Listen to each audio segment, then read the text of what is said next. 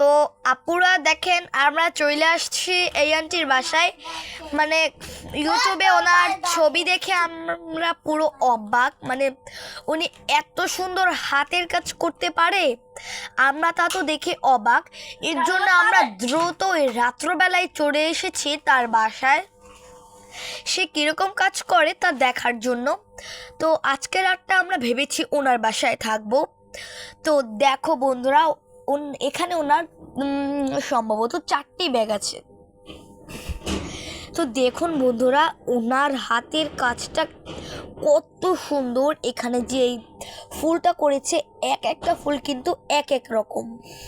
এরপরে এই যে ঘূর্ণিঝড়ের মতো যে দেখতে ফুলটা, এটাও কিন্তু একদম অসাম হয়েছে। তারপর এই যে উনি একটা ফুল করছেন, এগুলো ওনারা কী করে করেন, আমার মানে ওনারা কী করে করেন আমি তা তো মানে ভাবতেও পারছি না। মানে প্লাস এত সুন্দর করে কাজগুলো করে। দেখি আপু, আমি এখানটা একটু দেখি। এই দেখুন বন্ধুরা, সে কত সুন্দর হাতের কাজ পারে। আমি তো তার এত সুন্দর হাতের কাজ দেখে একদম মুগ্ধ।